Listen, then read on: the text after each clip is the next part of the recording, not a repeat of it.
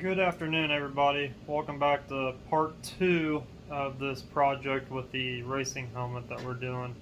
The Killer Bee 1320 on for a 21 Challenger that is Hellraising Purple. So I'm going to show you guys what I've got so far and how I get these stencils pretty much made up the way that I do it. So here's what the helmet, I've got this thing all sanded. I red Scotch brighted it, and then I buzzed it down with some 600 on a DA really carefully, and then I cleaned it up really good, and I pretty much brought it inside and started taking measurements. So what we have going on here is this is what we're going to be using right here. This is what's going to be going on the sides of each side of the helmet. The 1320 is going to be going on the front around the chin area, and then he wants his name also in cursive in the back. So what you see right here, this is pretty much the opposite of the background. This is pretty much the foreground. The background on this graphic is pretty much just all black. Most of this stuff is yellow. This is silver, as well as some of the stuff in the wheels is silver. And all I've done here is pretty much found an image, and I've kind of manipulated it a little bit to not exactly copy it. And I've pretty much, all you have to do is vectorize this image. It's got to be a clean image as well. You can't have anything fuzzy. You got to make sure all the lines are really sharp on it, or else it's not going to vectorize it really well. You vectorize it, and then you measure it out of what you want actually printed out, and then you send it over to the plotter, and it does its thing. And then once you get that done, you'll have a bunch of these like I've got here. Like this one right here is the background. This is pretty much just going all full black. So how we're going to do this is I'm going to lay this piece on here first, something like this, but on like the other side, because we're going to make these going backwards, flying backwards. I'm going to put this on here like that, and then I'm going to spray it all black. And then once I get that black down and it's dried, I'm going to take the actual top layer, which is color here, if you guys can make this out. And then I've got two right here, one for each side. And I'm going to lay this on top of that black, and we'll spray that yellow or silver right through that. And then you'll have your side piece done, and then I'll go around and I'll add some details with freehand airbrushing and things like that. And then like right here, this is the name portion of it. It's kind of hard to see with the white transfer tape on it. So yeah, you'll have something that comes out of the plotter that looks like this, which if you guys can tell, you can very faintly see the cut marks with the blade. And then you got to go through and weed this stuff out. I just use an X-Acto knife, and I go through and I weed out the stuff that I need painted, and then you leave the rest in, whether it be the background or the foreground. And then after you get that portion done, you get some clear transfer tape is what you want. And this stuff, the best kind of I've noticed is the stuff from Amazon. I don't know exactly the name of it. It doesn't have a brand name on it, but it's great because it folds. Like this is FBS Gold Mask, by the way. So this stuff is great because it folds around these edges. If I need to make this fold, it will do so without crinkling up. And when you have these really detailed small images, you really don't want these lines crinkled up. You want it to be able to lay smooth and flat. And that's why I like this transfer tape, because it does the exact same thing, and it's somewhat see-through. So, and it's not really tacky, which is really great, because if a lot of people will actually do this without re-clearing it like I did, they'll just base it and then lay their graphics on it and then spray it, and then once it's all peeled off, they'll clear it all at once. But me, I like to clear everything first, get it nice and clean, and do it that way. That way, it pretty much, it's like insurance for me, that if something goes bad, I can usually just wipe it right back off and start all over again. So it's just the way that I do it. Everybody's got their own ways, but like I said, this stuff is really good because it's see-through. It's not really tacky, so it's not going to peel your paint up if you do it that way. So it works really good. And then this is the 1320. So once I've got all this laid out here, I'll go through with a squeegee and I'll squeegee these all really tight, and then I'll pull them up very slowly, and then I'll transfer them onto the helmet, and then we'll start to get to painting. Today it is pretty warm outside, so I'm gonna probably wait. I just got home from work, so I'll probably wait to do this till tomorrow, or I might just wait till Friday. It won't take me probably about 40 minutes to do this whole completely thing, because the name and the 1320 and the foreground pieces on the B with the silver, that's pretty much all going yellow. So there's only like 3 colors on this. So once I start laying this stuff out and taping it off, it's going to be like no spray time for me at all. It's going to be more, making sure everything's lined up and perfectly set on here before I start applying paint. Now obviously there's things that could go wrong, such as not measuring it right and offsetting it on one side, make it not exact line. I'll have to peel it back off and make another one. But if you take your time and go really slow, you won't have to deal with any of that. So just take your time, go slow. This stuff's really forgiving. If you do have to make another one, it's not a really big deal, because it literally probably took me 30-40 minutes to make all these stencils out. So that's what we're going to do on the helmet, and we'll get to jamming this out in a second. One B's down, got the name on there, got the other B, and then we have the 1320. So how I did this was I pretty much took measurements from the center of the helmet, and I took them all the way down to the front, and then before I stuck the vinyl on, I marked it within the middle of the vinyl. So on this sides, I just kind of stuck this is the first one I did. I pretty much just stuck it where I wanted it, and then I took measurements. I took a measurement from this little angle right here, this side right here, and then I drug all the way across this with this piece of tape is right here. So I drug it all the way across as even as I can get it, and it pretty much evened out right on these bottom rivets. And then I went all the way across and made it even on this side. And I also looked at the rivets on the side where the bolts go for the face shield, the clear face shield. I also measured the side to side on this, and as well as down here, side to side. And then I measured the bottom on the other side with the bottom compared to this right here. So I took multiple measurements to get it as close as I can. Obviously you can't look at both sides at once, but when you are looking at it from the back, if you walk down the center of it, you want to make sure that pretty much you see each of the sides as much as on each side, if that makes any sense. So you want to make sure you see as this side as much as you can on this side when you're walking down the middle, and it's got to match this side. So that's kind of how I do it. The more measurements you take, the better off you are. And then the middle measurement, obviously, I backed up the line for the name on the back. So it's just a lot of, if you just take your time, it's a lot of measuring. And because once you stick this stuff on here, unless you don't want to cut this out multiple times, take your time, stick it on there. Because pretty much got one shot. I got more vinyl of this stencil film, the gold mask. I've got more of it. I could have cut more if I messed up, but I always like to do things once. So I measure multiple times, stick it on once. And then the way I did the B was I pretty much stuck the top side on, because all this, it warps once you get this curved surface.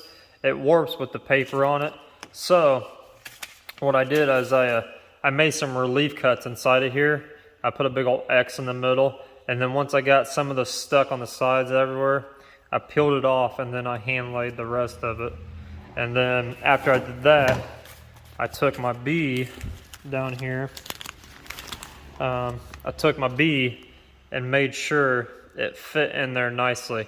Now this is going to be more of a pain in the ass just because I'm going to take my really good time. I might have to take some of this apart and do it because it's not going to all lay in there with the curvature of this. So all these little tiny pieces in here that need to stay, I might just have to hand lay a lot of this stuff. So, but if you just take your time and do it once, it goes pretty smoothly. I'm going to try to get all this masked off. I'm going to spray the black, let it sit, and then I'll come back in and I'll do like the silver, because what I'll do is I'll lay down a coat of silver for the yellow. That way it does, once you spray the yellow, it covers a little bit easier. You're supposed to really spray white, but silver works, so I got to use silver. So it's just a solid yellow, but on this dark surface, yellow does not cover worth a damn. So I always want to spray a lighter color, supposedly white, but since I'm going to get silver out, I'll do it in silver. So it's not a big deal, but that's what I'll do is I'll spray this black first after I mask the whole helmet up, and then I'll just spray everything at once, and then we'll start doing the detail pieces once that black dries, which shouldn't take long. So this is what we got so far. Got the black sprayed on. I went ahead, I already had white out, so I went ahead and just did a base layer white. We're going to put the yellow right over top of this. I already had, like I said, I already had the white out, so I just went ahead and did it. So when we get to the sides, instead of doing it silver base, we're going to do a white base. But everything else that needs to be silver will be silver. But I just wanted to show you guys this real quick. And for those of you that aren't familiar with doing this type of stuff, the process of how to spray over top of a vinyl, because it can be tricky sometimes. So what you want to do when you're first starting out, obviously you want to clean the surface really well and tack it off before you start spraying paint. But you really want to put a really light coat on here, especially if you're piling colors on top of colors on top of colors, because you don't want any bleed through up here underneath this vinyl. So I usually put a pretty light coat on first, and then what I'll do after that pretty much dries, I'll go back and I'll do like this, like a circle motion with my airbrush, and I'll just kind of hog it on all at once, because I know that first layer is pretty much dry. Now, I do this pretty quickly, so if I would show you guys, it probably wouldn't make any sense because I go really quick. But, you know, you always want to tack your stuff off really well. Make sure all the overspray. I could have just pulled my gun out, you know, my big paint gun, and just kind of blasted this real quick and been done with it. But since I've got the airbrush already set up, this is the process that I do this in. So yeah, just make sure you get that first base layer down pretty lightly, so you don't have any problems with the vinyl bleeding through or vice versa. And then you can pretty much hog it on after that, after it gets locked down. And then like the smaller stuff, I do even lighter coats. With the going over yellow, I just put the white on there because with yellow, it's a really transparent color. So if you go over a darker color, one, it probably wouldn't look the same as if you would put a lighter color over underneath of it. So the white pretty much gets it to where it covers faster. And I really don't go really heavy. I just kind of do light coats because, like I said, we are putting yellow to this, but I do want it even. So just make sure you get it all, you know, covered. Make sure there's no bleed through lines. Obviously, with the smaller type of stuff, there might be some once you peel the vinyl up, once you're 100% done. But that's why I go through and I clear the helmet first, like we did when we painted it, because I can go back through with like lacquer thinner, reducer on a Q-tip, and I can just pretty much pick out anything that I don't like that has bled through or anything that has got onto the regular color.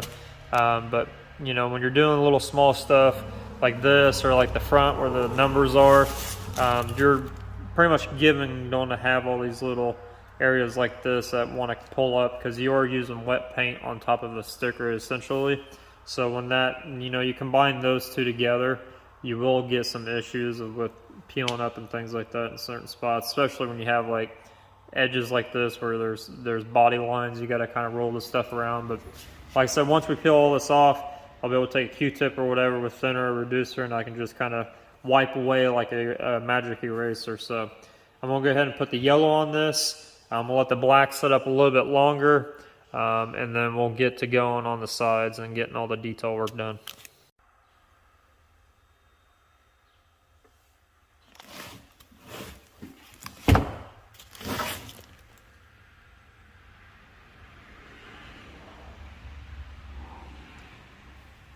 So since we are using a solvent-based paint, small stuff like this takes pretty much no time for it to dry to go on to the next step. But if you were, I just want to say this real quick, if you were using a water-based paint and doing this with, you'd obviously have a lot more of a dry time to where you can actually go and put the next coat on, because with water, it likes to stay, especially like today, it's really, really humid out.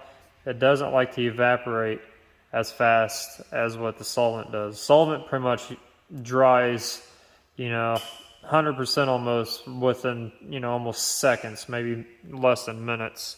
With water, you might have to sit here with like an air dryer, hair dryer, whatever, and get that to evaporate the water out of it to where it actually will flash off to where you can go on to the next coat. So I just want to run through that real quick with you guys.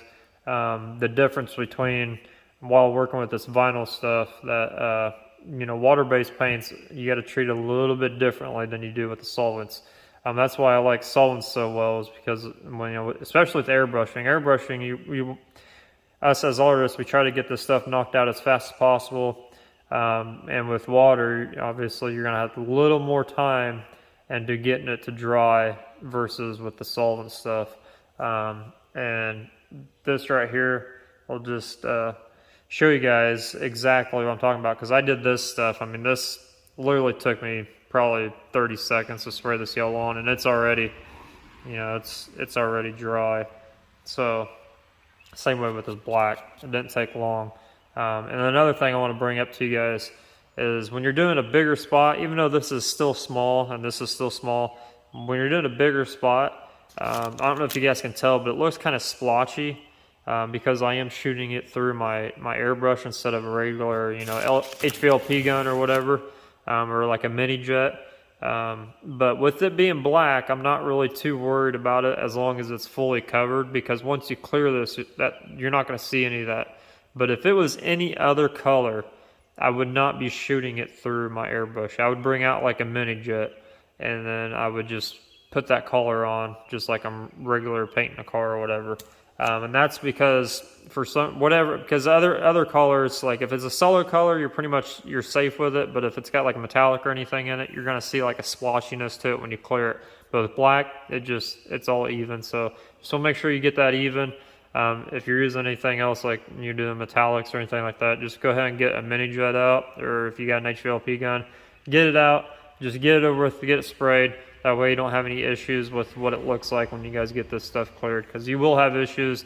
I've done it before in the past, and I've noticed it, but with it being black and a solid color, you won't have any issues. But when you're doing the small stuff like this, you can use your airbrush. It's not a big deal, because you're just pretty much tracing everything, and it's going to be a solid color anyways. But with the bigger spots, just be on the safe side, do it right, get your mini jet out if you have one, and just do a full color pass on it. But it's looking really good, and we're gonna let this black kind of tack up a little bit more, and then we're gonna start sticking some vinyl on here and getting this these details on this B knocked out a little bit. So B's all messed up. So what I did here was I pretty much pieced this thing together to get it to curve correctly on this surface here. It wouldn't lay flat all together at once, so I just cut it in pieces and pretty much just lined it back up. Some areas I did have to go back in and kind of modify, but when you're doing small stuff like this, you're gonna have to do that. But that's what it looks like. I'm gonna go ahead and spray the silver parts, let that dry, tape those little areas up, and then spray the white, and then spray the yellow, and we should be able to pull the tape off.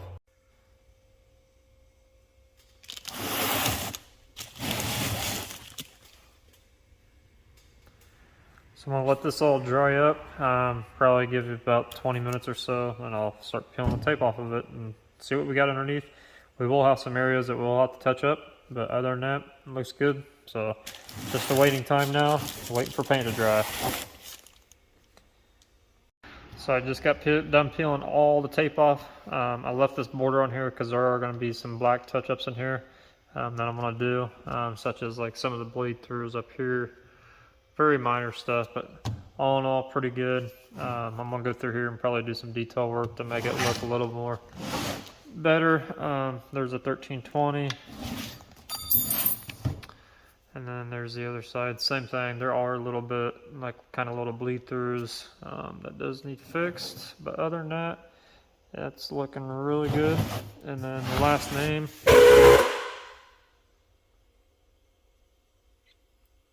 So the way I pick this stuff off is I get a brand new razor blade and I just go really slowly inside here and start picking stuff out. The sharper the blade, the better. That way it actually grabs it instead of, and you want to be really careful because you don't want to dig into the paint that's below it or get the paint that you just sprayed on. That's why you want to make sure the stuff is fully dry. So you just go slowly and start picking it off, and with this gold mask, most of it does come off all at once. Some little small areas you gotta go through and get, but other than that, I'm pretty happy with it. So we're going to do these touch-ups, get the rest of this off, and then do some more freehand airbrush work to make this thing punch out a little bit more, and we'll be done. Ready for clear. All right, I'm going to show you guys this helmet. I've got everything unmasked. I went through and did some touch-ups. Some of it with a little brush I had, some of it with my airbrush, just depending on what it needs fixed. There wasn't much, it was just a bunch of little stuff. And then I went through with my airbrush. I did some shading on the B part, just to make it look a little bit more three-dimensional rather than just a sticker on it. And then I went through everything with a really over-reduced white, and I kind of just put like a ghosted outline. I got some paint right there. But I just put a little bit of a ghosted outline around it, and it just makes it pop really, really well. It just doesn't, it makes it look like it's actually airbrushed on there instead of just like a sticker that somebody stuck on there. So I'm going to show you guys what I'm talking about here. I just went through and just barely went around with an over-reduced white. It almost has that that almost makes it look like gold, that yellow. And then I did, like I said, I did on everything. So like the B, the same exact way. Just went around it on both sides, and it makes it look really, really nice looking. Almost looks like a little bit classier. And do the same thing with the 1320. Now, he didn't ask me to do this. I just, I did it from experience. You know, just anytime you put like an outline around something that's really hard-edged, airbrushed, as long as you choose the right color to use, it really makes it stand out. And when I go to clear this time, it's really going to stand out. So it's pretty much ready for clear, but I've been talking with his son. I've done some stuff for his son, so I'm thinking that I'm going to go make another stencil of some honeycomb. Since this is a Mopar, those guys like the honeycomb look. I'm going to go make a stencil of it, and I'm going to go and try to ghost in certain areas on this helmet. I'm going to try to lay it and ghost it in there. That way when you see it out in the sun, it kind of flops. I thought about using the same yellow that I used on the B and everything, but with that, I might go ahead and do it that way. That way you can see it, and it'll stand out rather than just looking like it's just random images everywhere. But I'm trying to tie all this in together. So I think the honeycomb look, either using some like dry pearl, mix it in with some binder and spray it on there that way. In the sun, like I said, it'll flop and you can see it out in the sun. Or using that yellow and just kind of barely just let it, you know, fade in and fade out in certain areas. So I'm going to think around about that. But other than that, that's pretty much it for this helmet as far as the artwork goes. I might upload another segment onto this video. Depends. If you guys see it, you'll know what I'm talking about, showing the honeycomb look. But other than that, this video is pretty much over. Besides the honeycomb part, if I might do it, I might not do it. I'm going to try to wipe it down and see what it looks like cleared, and then I'm going to decide from there. But next video is going to be getting this thing in the booth and cleaned up and clearing it. And obviously you guys will see then if I did the honeycomb or not. So stay tuned. This thing's going to look really badass looking, and we're going to get this thing done and cleared and back to the customer. Until next time, make sure you like, subscribe. I'm trying to figure out the comment thing. That way you guys can actually comment on the videos and let me know what you like, don't like, or what you want to see or anything like that. But this is going to be a really badass project for him. He's going to be really happy. Like I said, he's not expecting all this other flashiness stuff I've done. So I think he's going to be really thrilled. His son really, really likes it. So I think it's going to look really badass. And I think a lot of people at the racetracks are probably going to want something like this on their helmets. So, but next video, like I said, we're going to get this thing in the booth and cleared. So until then, we'll see you later.